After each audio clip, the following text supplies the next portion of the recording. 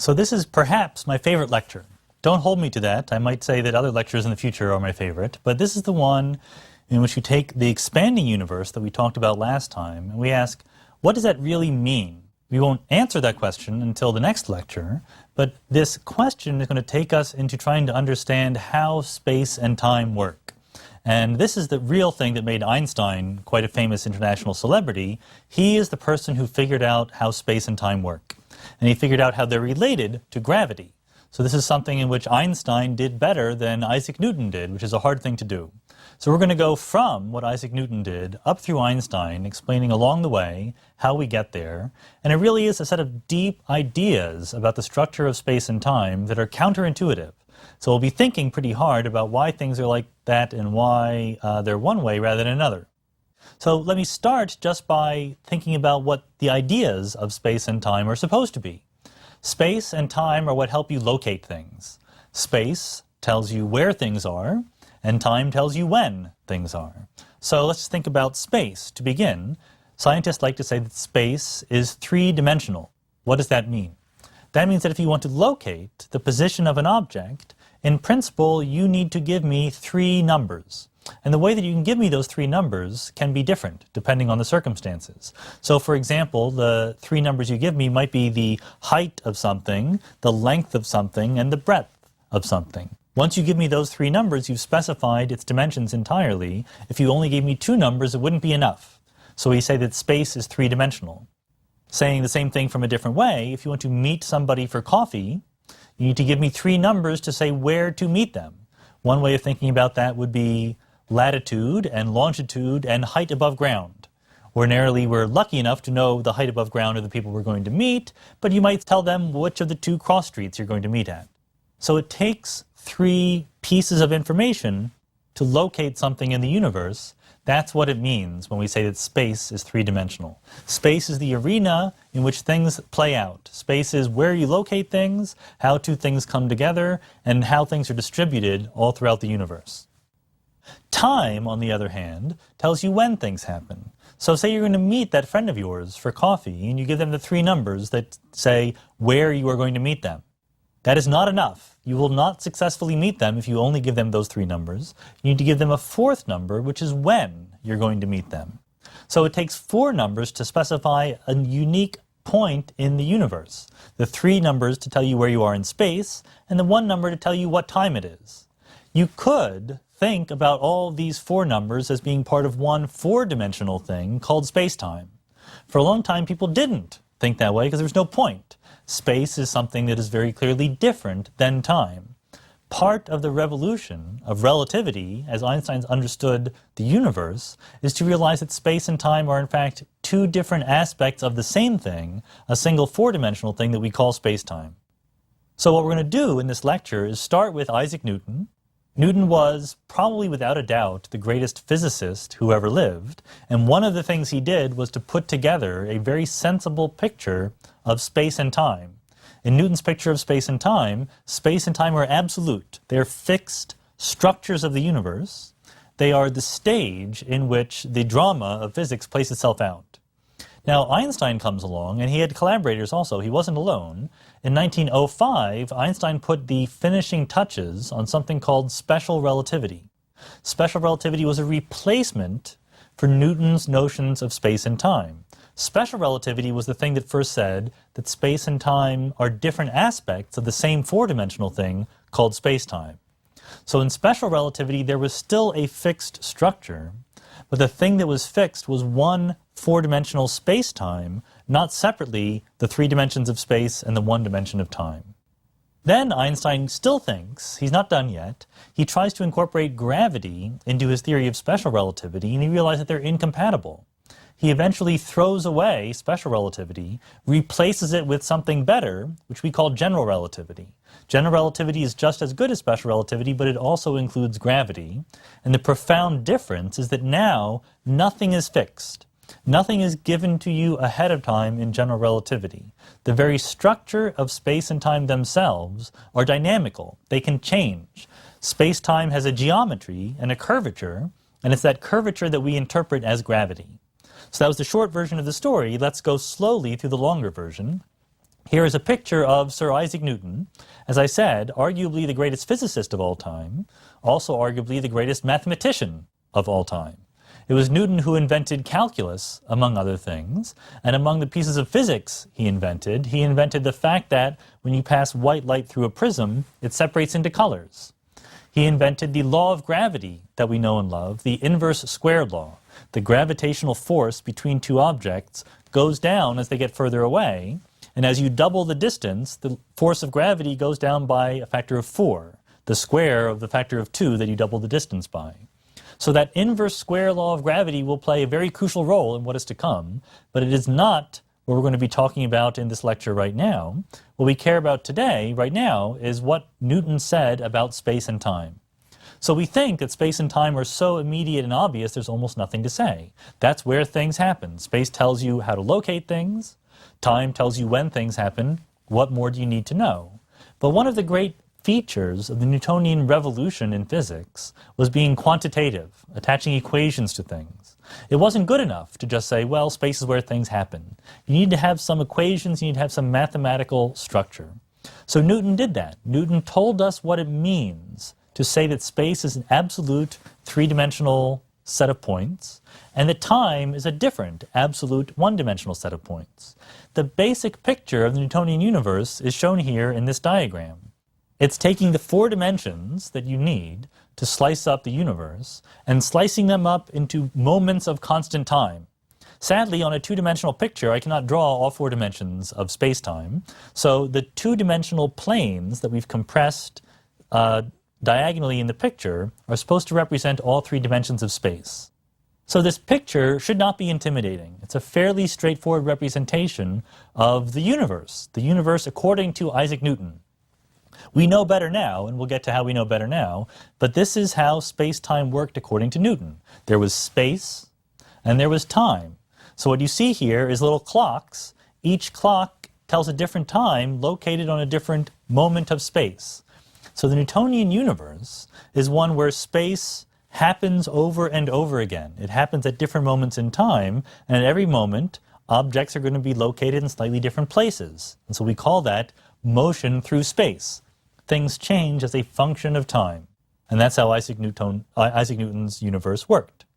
So the point that I'm emphasizing about Newtonian space-time is that it is fixed and it is absolute. So what does that mean? Those are 2 different words. Fixed means it never changes. There's this structure that space and time are staying there. They don't change into something else. The rate at which time flows does not depend on where you are. There's one fixed thing called the flow of time, and it's the same all throughout the universe. That's what fixed means. Absolute means it's the same for everybody.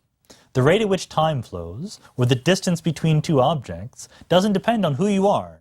It doesn't depend on where you are, on how you're moving through space. It's just a notion. There's a notion of it took 3 seconds between this event and that event. Everyone agrees on the fact that it takes 3 seconds between these 2 events, no matter where they are, no matter how they're looking at it, so long as they take accurate observations. These will change, these notions, once we get to relativity. Absolute, in the Newtonian sense, is opposed to relative.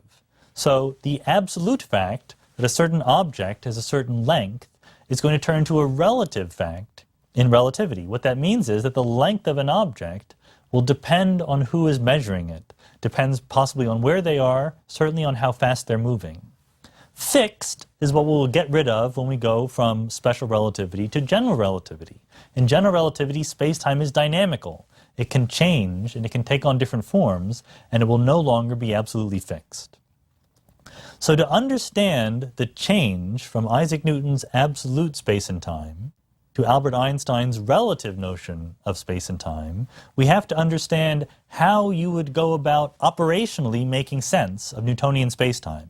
In other words, it's one thing for me to say, yes, there are moments of time that are the whole 3-dimensional universe of space, and those 3-dimensional spaces repeat themselves over and over again. But what does that mean? How do you make sense of it? The way you make sense of it is doing something that you see in spy movies all the time. You synchronize your watches. So when I say that there's a moment of time that extends throughout the universe, what that means is I have a clock right here. It says a certain time. And I can set up clocks all throughout space that agree with this clock. So when this clock says it's 3 o'clock, it is 3 o'clock here and everywhere else. These are just a set of words. How do I make them real? What I do is, first, I set clocks throughout all the universe. That's the easy part. We're doing thought experiments here. These are not real experiments. We have a clock sitting at every point in space. But we have to synchronize our clocks. So we take the clock that we have here. We take for granted that we have good clocks. These are clocks that run at the same rate. They are reliable clocks. So we take the clock we have here, we leave it here. But we take another clock and we set it to say the same thing as our first clock. And then that second clock that agrees with the first one, we move throughout the universe. We move this clock, as shown in the picture right here. We move it to all of the other clocks. And when we get to another clock, we align them so they're reading the same time. By that procedure, we synchronize our clocks all throughout the universe. It doesn't matter what the clocks are doing. It doesn't matter how they're moving. It doesn't matter where they are. When we do this, when we take our one clock and we make sure that every other clock all throughout the universe agrees with it, we're done. We've synchronized our watches, as it were, all throughout the universe. That's what Isaac Newton says happens. There's only one rule in Newton's universe, which is that you have to move forward in time. In other words, if it's 3 o'clock here, then when my watch goes 1 hour to the future, I will be at 4 o'clock no matter where I am in the universe, no matter what I've done in the meantime. Then Einstein and his friends came along in the early 20th century and says, actually, it's not like that. We need to replace the absolute notions of space and time that Newton had by relative notions of space and time. In particular, the fundamental insight of Einstein can be summed up in the phrase, time is like space. So what is that supposed to mean? Suppose that you measure the distance between 2 points. You have a path that goes from one place to another. Well, you have to actually go down that path and measure the distance along the path. The distance could be different depending on the path you take.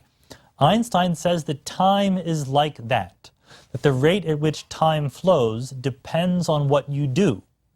This is really hard to get through your brains because it's very non-Newtonian.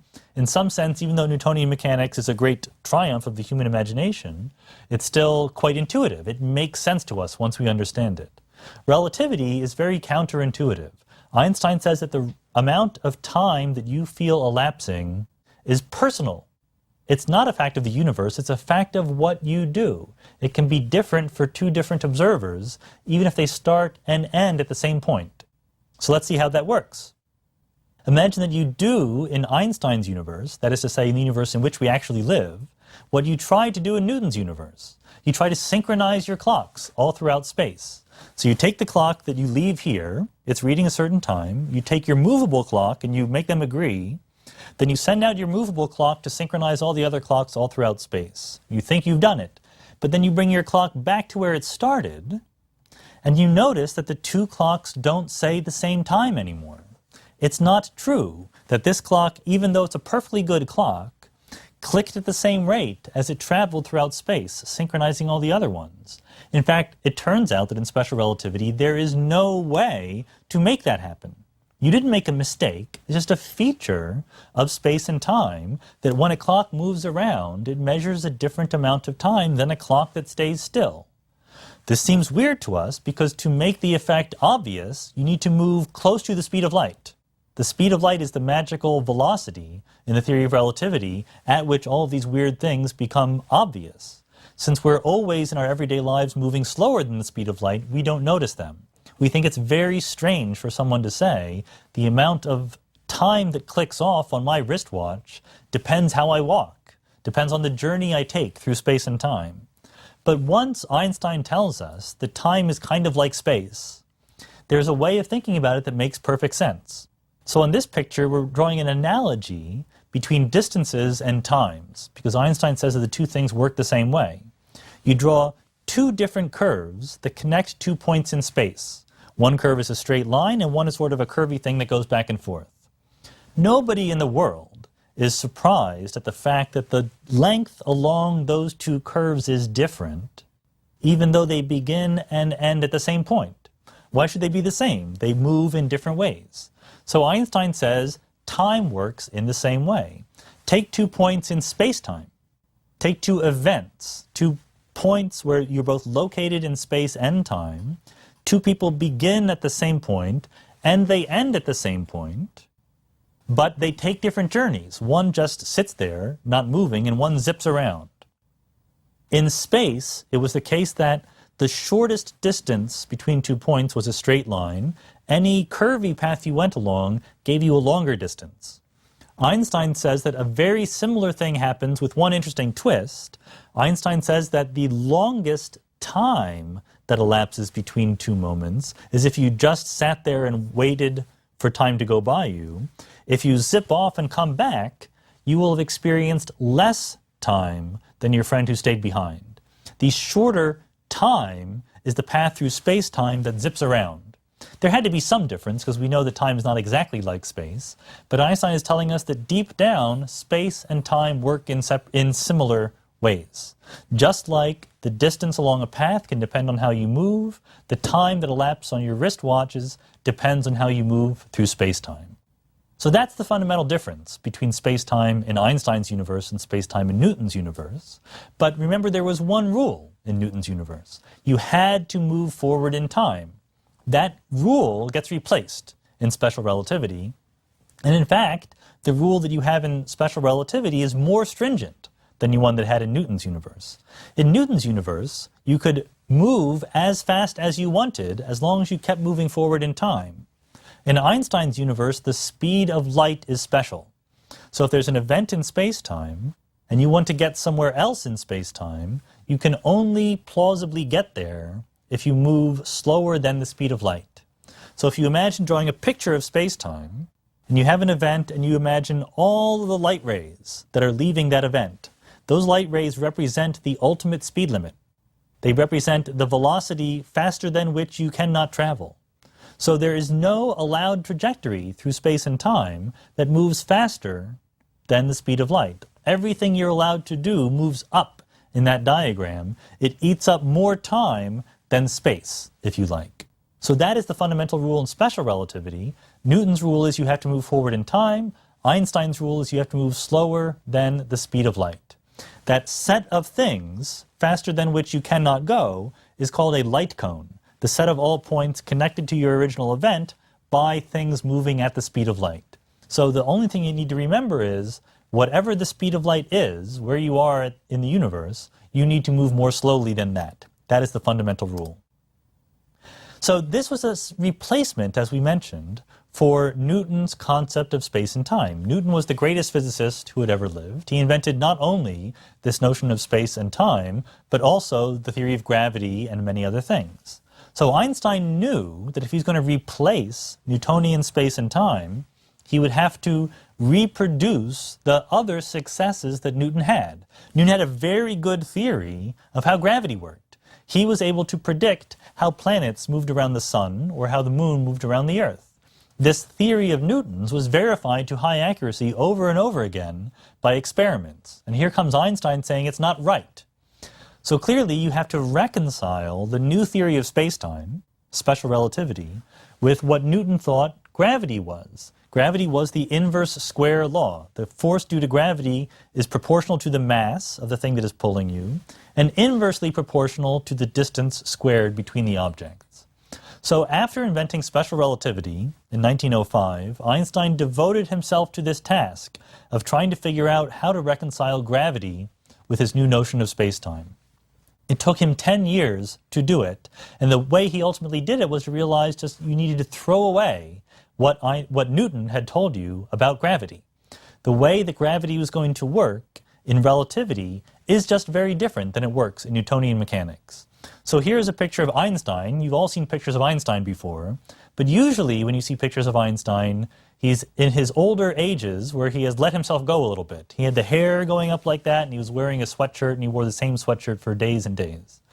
This is a picture from 1912 when Einstein was young, a sharp-dressed man, and somebody was combing his hair, and he was thinking about the nature of space and time and how to make it compatible with gravity.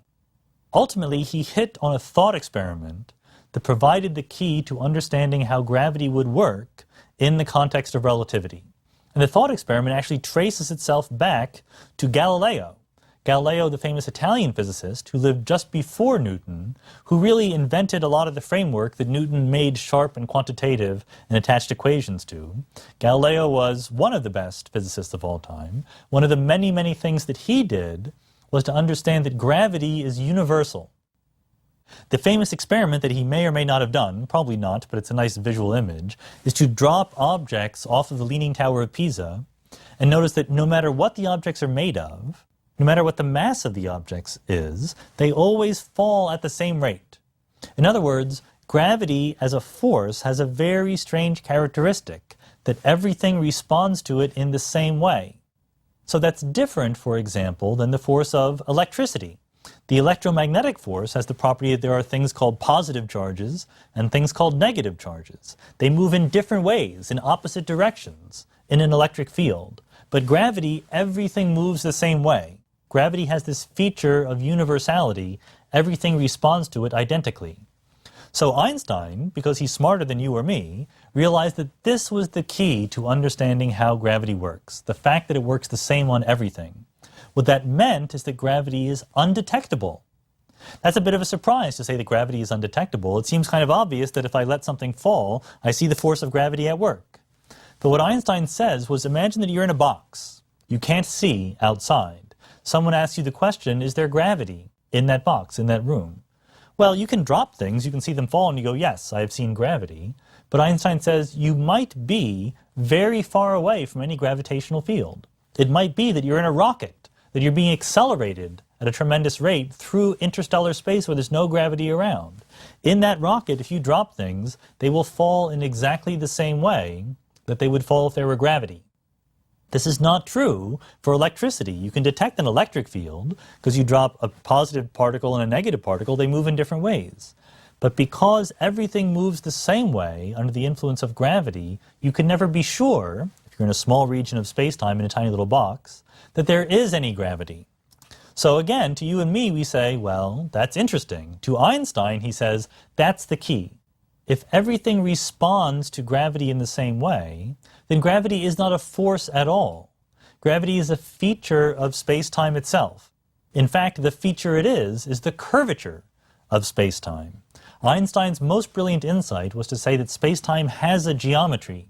And in 1915, he came up with general relativity, which was to describe how the geometry of space-time, how the curvature of space and time itself, manifests itself as what you and I observe as gravity.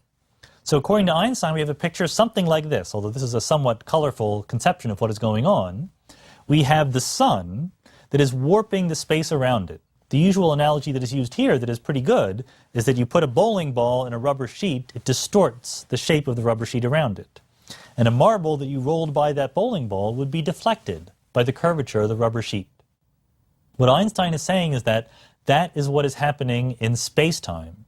That is what gravity really is. The gravitational force that we attach to the sun is really the warping of the geometry of space near the sun. What the Earth is doing is the Earth is just doing its best to move in a straight line. But there are no straight lines because the geometry itself is curved. So what we see the Earth do is to orbit the sun. The orbiting of the Earth around the sun is just the Earth's response to the geometry of space and time. This was Einstein's brilliant idea. Now again, it's not enough to just say words like that. You need to make it quantitative. So Einstein has an equation known as Einstein's equation. Einstein's equation is not E equals mc squared. That is a very good equation, and it is Einstein's. It's very famous, and we'll talk about that more later. But what is known to physicists as Einstein's equation is the equation for gravity. And I'm going to show it to you here, again, not because we're going to understand this equation in any great detail, but it's nice to see just what it looks like. You should get an appreciation for the art and the poetry that are these physicists' equation. This is Einstein's equation, and what it is a left-hand side and a right-hand side. So that part is easy. The left-hand side is describing the way in which space-time is curved. It's a set of numbers. In fact, it's a 4x4 matrix, a little array of 16 numbers, and the values of those numbers are telling you by how much space-time is curved. If space-time is flat, if it's like this tabletop, if there's no geometry, all those numbers will be 0. On the right-hand side, you have stuff. So you have 8 pi and g. These are just constants of nature. They're just fixed numbers. And then you have the energy and momentum of the stuff in the universe. Anything that is in the universe comes along with energy, comes along with some substance and some heat and some pressure and things like that. And what Einstein is telling you in very specific equations is that all of those things contribute to the curvature of space-time. What Newton would have told you is that what makes gravity is mass. What Einstein is telling you is that what makes gravity is everything. Every form of energy, which includes mass, but also includes heat and pressure and temperature and stress, these all contribute to gravity in some way. So this equation, Einstein's equation, is the one that should be famous. It's a little bit more intimidating than E equals mc squared, a little bit less immediately relevant to our lives, but it's a tremendous accomplishment to conceptualize gravity as a feature of space-time itself, as a feature of the curvature of space and time. So you're allowed to ask, who cares? Why should it matter that I use the words gravity is the curvature of space and time rather than gravity is a force stretching through space and time? Is there any difference between these two sets of ideas? Well, there are differences, and the differences are going to make a big difference to us in our quest to understand cosmology, dark matter, and dark energy. The first implication of the claim that gravity is the curvature of space-time is that universality, the fact that everything responds to gravity in the same way, implies as its converse that everything creates gravity in the same way. There's a universal coupling between the curvature of space and time and the stuff in the universe. In other words, you can't hide from gravity. If there is stuff in the universe, if it has mass and energy, if it exists in any substantial physical way, it will give rise to a gravitational field. So Einstein is giving us a surefire technique for detecting absolutely everything in the universe. There is nothing that can hide from us as long as we can detect gravitational fields throughout the cosmos. You can't hide from gravity, so you can go the other way. By detecting gravity, you can infer that there must be stuff. If you see a gravitational field pointing in some direction, there must be some stuff there causing that gravitational field, even if you don't see the stuff. This will be the technique that we use to infer the existence of dark matter and dark energy. Dark matter, we will say, must be there because we will see stuff being pulled in some direction where there's not enough ordinary stuff to explain it. Dark energy has a more subtle effect. It makes the universe accelerate. And we'll talk about how the acceleration of the universe is a manifestation of the curvature of space-time in the way that would be caused by dark energy. The second implication of the motto that gravity is the curvature of space-time is that space-time is dynamical. Space-time can change as a function of time. It need not be the same in the past as in the future. So it gives us a changed viewpoint on how we would think about the fact that galaxies, for example, are moving away from us. Hubble said that we have a velocity to galaxies, and the velocity is larger if the galaxies are further away. The same phenomenon makes sense according to Einstein, but we attach slightly different words to it, which is why when I'm being careful, I refer to the apparent velocity of distant galaxies, not the actual velocity. In the real, careful way of understanding things, a la Einstein, the galaxies aren't moving. The galaxies are sitting there, located in space, and what's happening is space is expanding. Space-time itself is dynamical, it can change, and what is happening is not that the galaxies have a velocity through space, but that the space in between the galaxies is growing, it's stretching, it's getting bigger. More and more space is coming into existence. This is a way of thinking about things that Einstein gives us that allows us to ask questions that wouldn't have made sense to Isaac Newton. We can say, for example, where did space and time come from? What happened at the beginning? Did space and time get created? Was there something before what we now think of as the Big Bang? To Newton, with an absolute fixed space-time, this kind of question doesn't really make sense. You don't ask where space-time came from for Isaac Newton. It was always there. With general relativity, saying that space and time are dynamical and can change, you're at least allowed to ask the question, why are they here? How do they come into existence? You will not be surprised to hear that we don't yet know the answers to these questions, but we're hopeful that our understanding of dark matter and dark energy will be part of the clues that help us answer them eventually.